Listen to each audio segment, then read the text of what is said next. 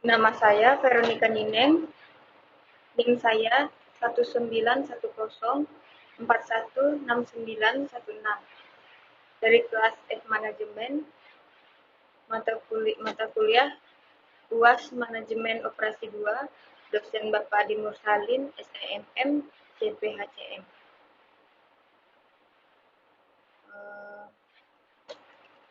Bagian A, apakah Anda selalu hadir dalam kuliah Manajemen Operasi 2? Mengapa? Jawab, iya, saya selalu hadir dalam perkuliahan Manajemen Operasi 2 karena mata pelajaran Manajemen Operasi 2 merupakan salah satu dari semua mata kuliah yang sangat penting untuk saya ikuti, yang mana juga sebagai suatu kewajiban saya sebagai seorang mahasiswa, dan saya selalu ingat bahwa setiap hari Jumat malam jam 18.30 ada jam perkuliahan Manajemen Operasi 2. Lalu, nomor 2, berapa kali Anda hadir dalam kuliah Manajemen Operasi 2 secara daring? Saya hadir dalam perkuliahan Manajemen Operasi 2 ini sebanyak 7 kali, namun dalam satu kali pertemuan dihitung 2 kali pertemuan, sehingga jumlah saya hadir yaitu 14 kali pertemuan. Yang ketiga, apa yang saudara pelajari selama saudara belajar Manajemen Operasi 2 secara daring? Manfaat yang saudara peroleh mempelajari Manajemen Operasi 2 secara daring? Yang saya pelajari selama pelajaran Manajemen Operasi 2 ini sangat banyak sekali, seperti pengertian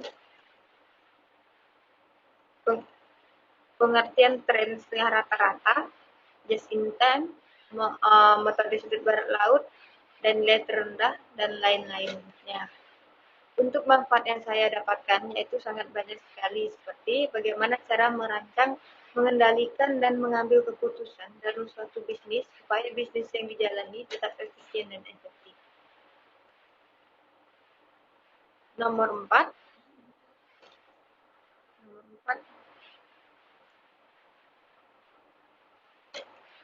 apa tugas terstruktur yang diberikan oleh dosen saudara selama kuliah daring? Jelaskan tugas terstruktur Anda.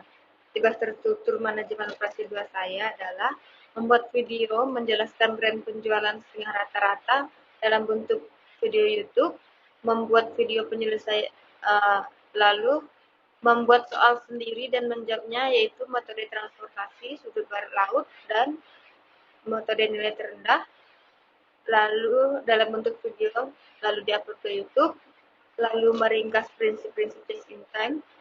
Lalu nomor 5,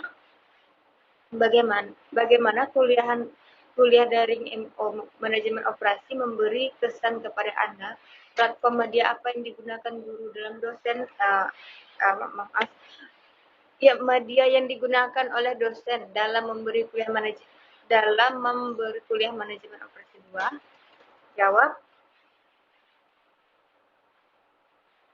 kesan untuk saya yaitu saya sangat senang belajar Manajemen Operasi 2 ini karena memberi ilmu pengetahuan dan pemahaman yang sangat luas untuk saya tentunya tentang bagaimana mengoperasikan suatu bisnis atau perusahaan, menangani masalah keputusan dalam bidang ekonomi bisnis, dan masih banyak lainnya.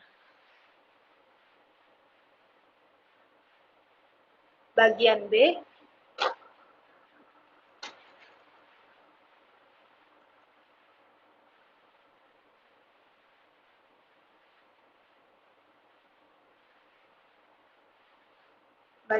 B, jelaskan.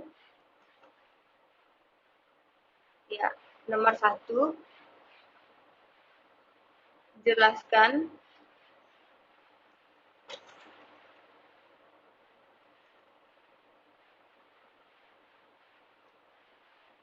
pengertian perencanaan produksi dan jelaskan bagaimana cara melakukan perencanaan produksi. Jawab, perencanaan produksi adalah perencanaan tentang apa dan berapa produksi yang akan diproduksi oleh perusahaan dalam periode tertentu yang akan datang. Secara detail, perencanaan produksi dapat diefisienkan sebagai proses untuk memproduksi produk atau barang-barang pada suatu periode tertentu yang diramalkan atau dijadwalkan melalui pengorganisasian sumber daya, baik tenaga kerja, bahan baku, dan peralatan lainnya.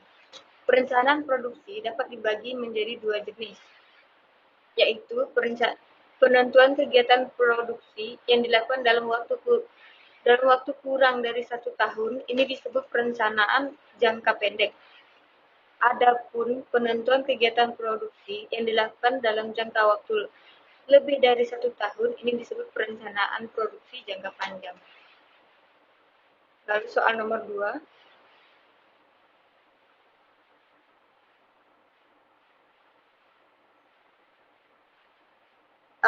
Maaf, ini masih nomor 1. Lalu berikut cara melakukan perencanaan produksi.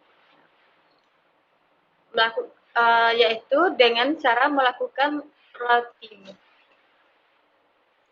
Dalam perencanaan produksi, hal yang pertama dilakukan adalah dengan melakukan routing. Routing sendiri merupakan proses penentuan jalur atau rute pekerjaan dan urutan operasi. Di dalam proses routing terdapat beberapa hal yang diperhatikan seperti kualitas produk, sumber daya manusia, mesin, bahan, jenis, jumlah, dan urutan operasi manufaktur, tempat produksi, dan lain sebagainya. Yang B, melakukan penjadwalan. Melakukan penjadwalan adalah langkah kedua dalam perencanaan produksi. Penjadwalan ini berkaitan dengan berbagai hal seperti memperbaiki jumlah pekerjaan yang harus dilakukan, mengatur operasi manufaktur yang berada dalam urutan prioritas, memperbaiki, memulai dan menyelesaikan tanggal dan waktu untuk setiap operasi. Dan yang terakhir, yang C, yaitu melakukan dispensing. Dispensing adalah langkah ketiga yang dalam perencanaan produksi yang merupakan suatu tindakan melakukan atau tahap implementasi. Proses dispensing ini meliputi berbagai hal seperti bahan, alat, perlengkapan, dan hal yang diperlukan untuk produksi lainnya.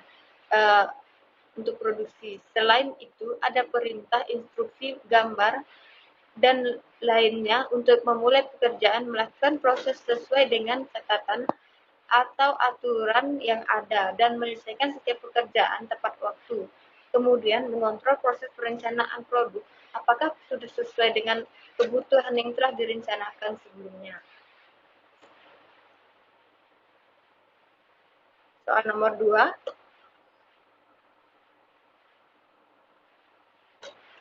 Apa yang dimaksud dengan just in time dan apa keuntungan just in time diterapkan oleh perusahaan? Baik, just in time adalah suatu sistem produk yang dirancang untuk mendapatkan kualitas, menekan biaya, dan mencapai waktu penyerahan seefisien mungkin dalam menghapus seluruh jenis pemborosan yang terdapat dalam proses produksi sehingga perusahaan mampu menyerahkan produknya, baik barang maupun jasa, sesuai kehendak konsumen yang tepat waktu. Lalu keuntungan bagi perusahaan yaitu just in time atau JIT merupakan suatu strategi bagi perusahaan yang dapat meningkatkan produktivitas secara cepat, dan dengan mutu terjamin demi memuaskan kebutuhan pelanggan. Menghasilkan produk hanya sesuai permintaan pelanggan. Menghasilkan produk bermutu tinggi sesuai permintaan pelanggan.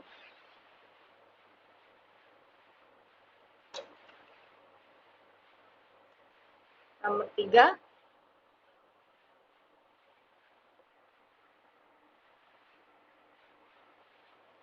Perusahaan ABC memproduksi suatu produk yang akan mengirimkan hasil produksinya kepada kepada 3 konsumen, di mana perusahaan tersebut memiliki 3 buah pabrik yang bertempat di pabrik A, pabrik B, pabrik C, dengan tujuan kebutuhan konsumen adalah Cilegon, Serang, Pandeglang. Berikut ini merupakan masing-masing kapasitas pabrik secara berurutan sebesar 90, 60, dan 50. Sedangkan untuk memenuhi kebutuhan konsumen, yaitu sebesar 50, 110, dan 40. Secara berurutan, hitunglah analisis biaya transportasi terbaik yang bisa kalian lakukan menggunakan teknik transportasi NWC dan less cost, biaya terendah. Adapun ongkos untuk setiap perpindahan dari pabrik menuju lokasi konsumen adalah dari pabrik A ke kota Cilegon, yaitu membutuhkan biaya transportasi senilai $20. Lalu dari pabrik B ke Cilegon yaitu $15. Pabrik C ke Cilegon yaitu $25. Pabrik A ke Serang yaitu $5. Pabrik C ke Serang yaitu $10. Pabrik B ke Serang yaitu $20. Pabrik A ke Pandeglang yaitu membutuhkan biaya transportasi sebesar $8. Pabrik B ke Pandeglang yaitu $10 dan pabrik C ke Pandeglang yaitu membutuhkan biaya transportasi $19. Untuk penyelesaiannya,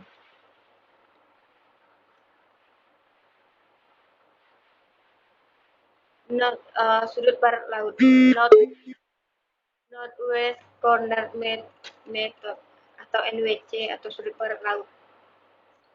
Di sini saya buatkan tabel. Baik, di sini tadi dijelaskan bahwa dari pabrik A ke kota Cilegon yaitu $20 biaya transportasinya, dan sampai ke pabrik C, begitu juga dengan pabrik C yaitu ke Cilegon $25 yang sudah dijelaskan tadi. Lalu ke Pandeglang ini $19 dari pabrik C. Baik, langkah pengerjaannya.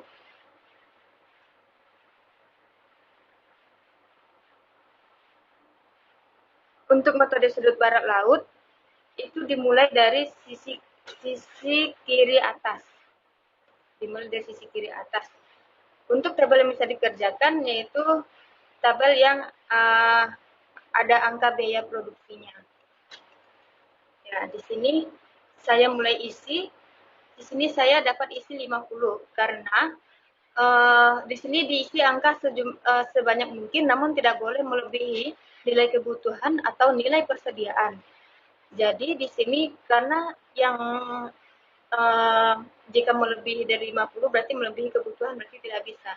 Berarti angka yang tepat yaitu angka 50. Nah, berarti di sini nilai kebutuhan untuk kolom Cilegon ini sudah penuh, sudah terisi penuh.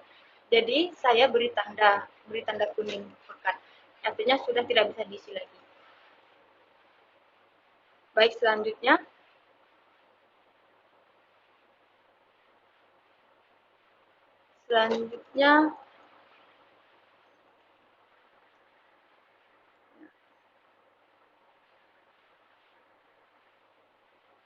untuk yang kolom ini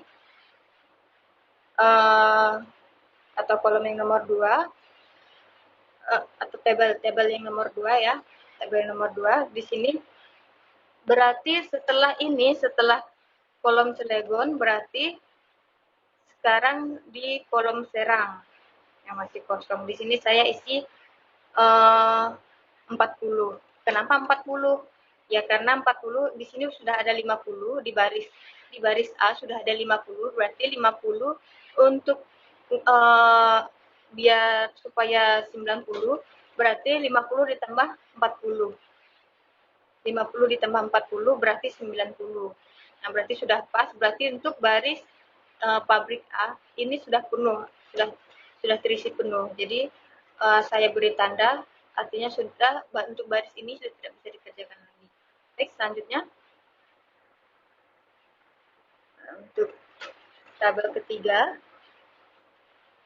Nah, tabel ketiga berarti yang masih kosong yang ini kolom Serang. Yang ini saya isi 60.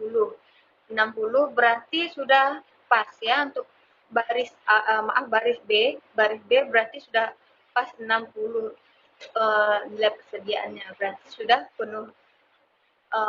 Jadi saya beri tanda kuning ya, sudah tidak bisa dikerjakan lagi. Nah, sekarang tinggal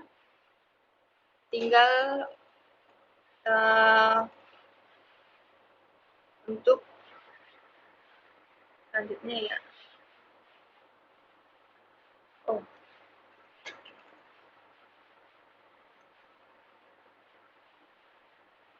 oke.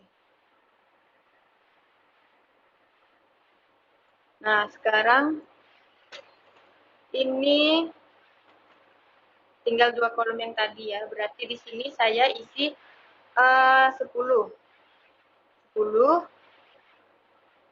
berarti 10, 40 ditambah 60 ditambah 10 sudah pas 110. 110 berarti nilai kebutuhan untuk kolom serang berarti sudah penuh, sudah terisi semua. Berarti tinggal tabel yang di kolom Pandeglang baris 3 atau baris C, baris pabrik C. Baik, di sini saya isi dengan angka yaitu 40 dolar ya, maaf ini dolarnya di sebelah ini, sebelah kanan, harusnya sebelah kiri. Mohon maaf saya keliru, mungkin kursornya ya. Baik, ini di sini saya isi 40. Berarti 40 sudah pas dengan nilai kebutuhan. Nah, jadi nilai kebutuhan dan juga berarti kolom Pandeglang dan juga baris C berarti sudah pas ya.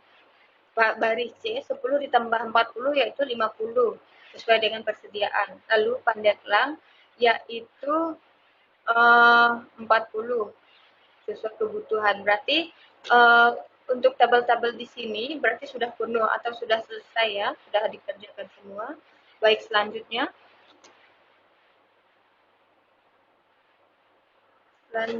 metode nilai terendah.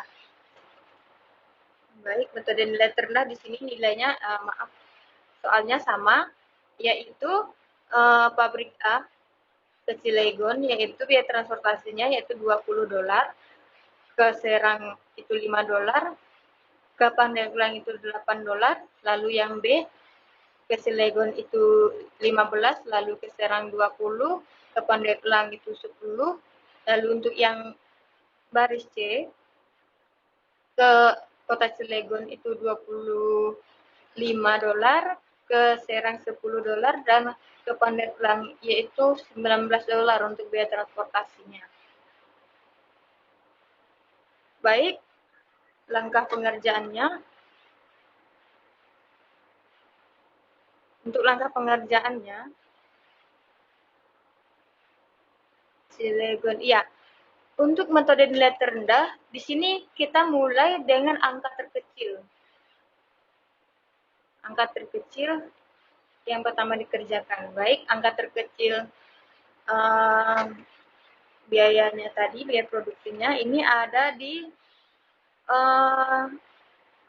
kolom Serang di baris A, yaitu 5 dolar. Di sini saya isi 90, karena sudah sama dengan angka persediaan. Berarti untuk baris A, ini saya beri tanda, sudah tidak bisa dikerjakan lagi atau sudah penuh. Baik, selanjutnya.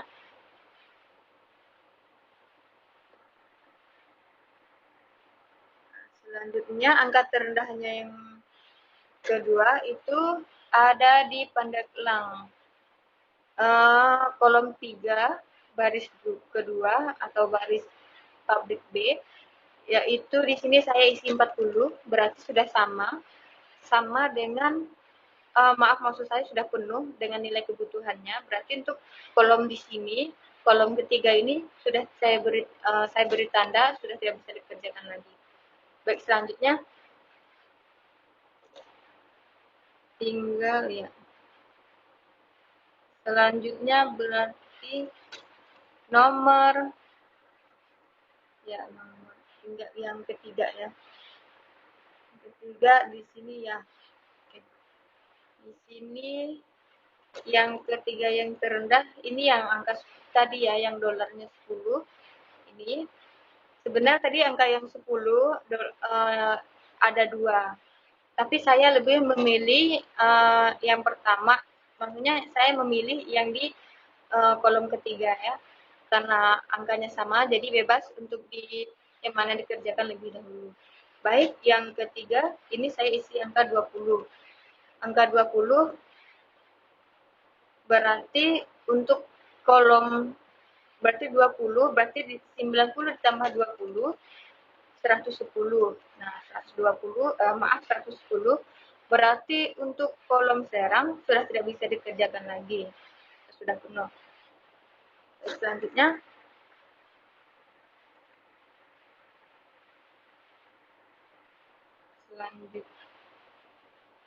ini yang terkecil selanjutnya, yaitu ada di kolom 1 baris 3, baris 2. Nah, di sini saya isi angka 20. 20 ditambah 40, maaf ini sudah pas ya, sudah pas.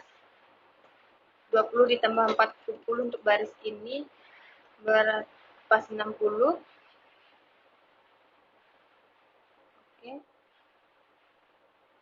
60 lupa. Warnanya gini.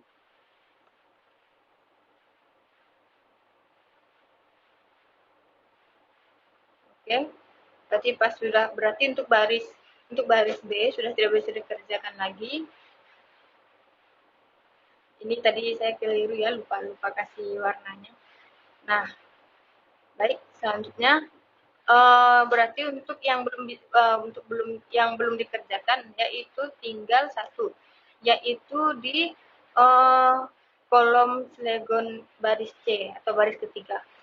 Di sini saya isi yaitu 30. Berarti 30 ditambah 50 ditambah 20 berarti 50, sudah pas dengan nilai persediaan. Lalu yang ini 20 ditambah 30 juga 50, berarti sudah pas ya. Baik, itu artinya untuk tabel ini juga sudah penuh semua, artinya sudah selesai untuk metode nilai terendah. Baik, selanjutnya bagian C.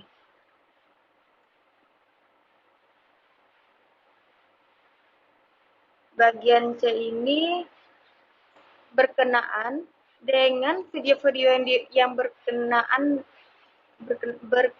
dengan video-video yang berkenaan dengan manajemen operasi 2. Setelah mahasiswa menonton video-video manajemen operasi 2 ini, mahasiswa diminta untuk menjelaskan judul video yang ditonton dan makna judul video tersebut. Menurut versi mahasiswa, teori-teori yang dijelaskan oleh pembicara dalam video tersebut dan manfaat dan wawasan yang diperoleh setelah menonton video-video manajemen operasi 2 yang mahasiswa tonton. Jawab. Untuk video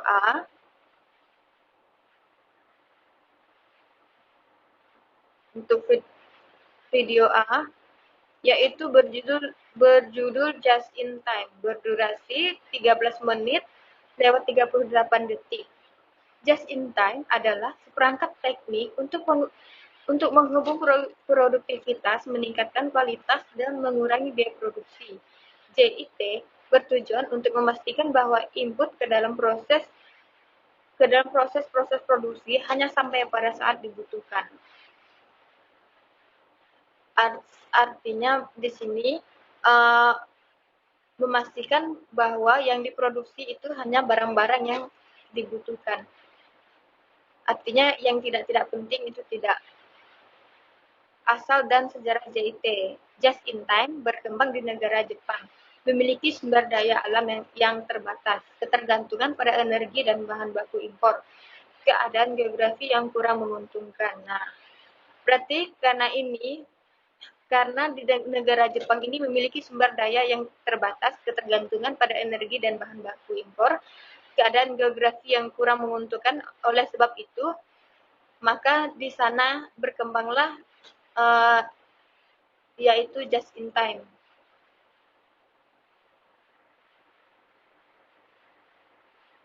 Lalu just in time pertama kali ditemukan di negara Jepang oleh pembuat Toyota yang bernama Taicho Ono. Just in time mendapatkan ketenaran di seluruh dunia dan mulai menyebar di Amerika Serikat pada tahun 1970-an dan 1980 yang dilakukan just in time atau JIT, yaitu mengurangi limbah dan meningkatkan kualitas, memperlihat masalah penyebab variabilitas, mencapai produksi yang efisien, mengurangi biaya dan meningkatkan keuntungan, lalu memberi respon yang cepat kepada pelanggan.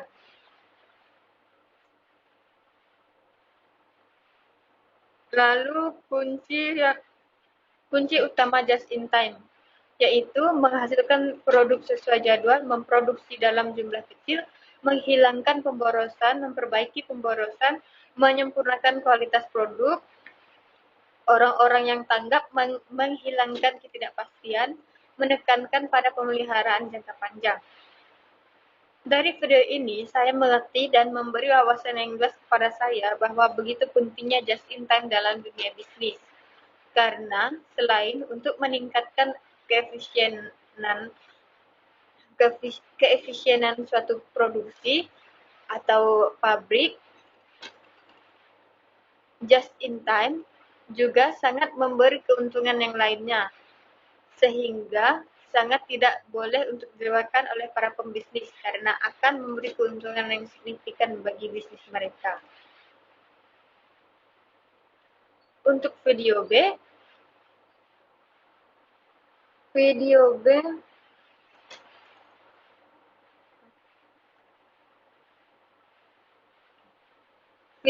berjudul Metode Transportasi berdurasi 35 menit 26 detik. Isi video tersebut menjelaskan penyelesaian metode transportasi, yaitu metode yang dijelaskan dalam video tersebut, yaitu tabel awal, tabel awal yaitu aturan NWC atau Northwest Corner, lalu metode less cost atau ongkos terkecil, lalu metode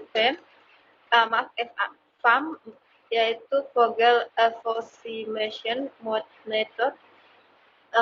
Nomor 2, tabel optimum atau menentukan solusi feasible optimal, yaitu metode stopping tune, batu loncatan, metode modified distribution.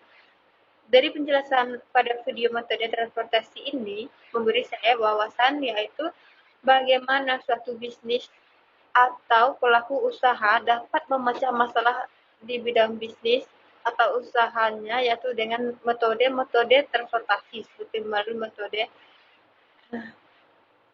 yang ada di atas tadi, yaitu NWC, metode FAM, less cost, metode stopping, dan metode modi. Dan bagaimana suatu bidang usaha dapat mengalokasikan produk-produk usaha mereka ke tempat-tempat tujuan dengan seefisien mungkin. Baik, sekian video jawaban ujian UAS ini saya buat. Untuk lebih dan kurangnya saya mohon maaf. Terima kasih.